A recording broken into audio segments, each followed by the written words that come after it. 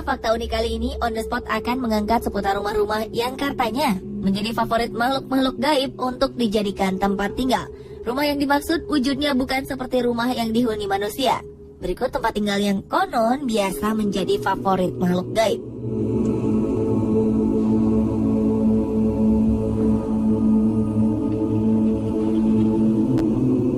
Pohon besar yang memiliki batang yang kuat dan daun yang lebat ini memang sering dianggap sebagai tempat tinggal makhluk halus, khususnya genderuwo.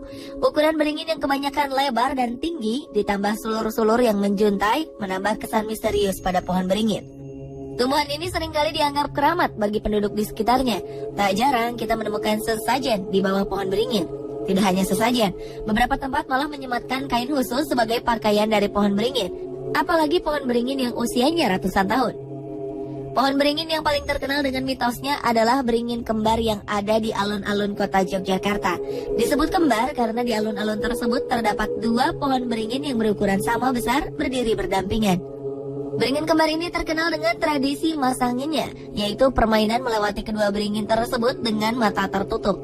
Konon katanya jika berhasil lewat di antara kedua pohon itu, permohonan kita akan terkabul. Masyarakat percaya roh penunggu pohon akan menuntun orang yang keinginannya akan dikabulkan. Sebaliknya, jika keinginan tidak direstui, orang tersebut tidak akan berhasil melewati beringin kembar.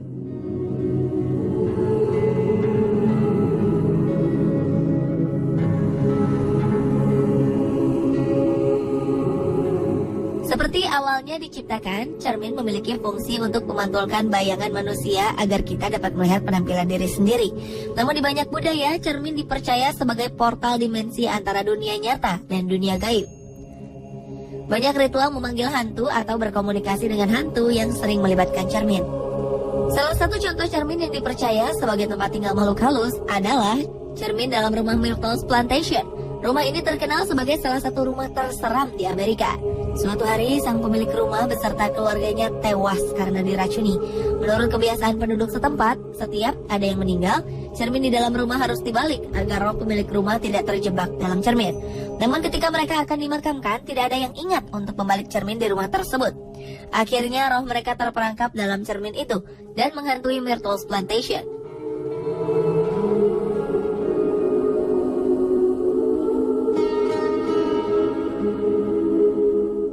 Lukisan adalah karya seni yang dibuat seniman yang biasanya dituangkan ke dalam kanvas. Beberapa lukisan dibuat dengan teknik khusus sehingga kelihatan seperti hidup. Efek inilah yang banyak mendukung pemikiran jika lukisan merupakan tempat tinggal makhluk astral, terutama yang menggambarkan ekspresi wajah manusia. Seperti lukisan Bill Stoneham yang berjudul The Hands Resist Him. Lukisan yang menggambarkan seorang anak laki-laki dengan sebuah patung anak perempuan di sebelahnya ini dipercaya bisa berjalan sendiri di malam hari.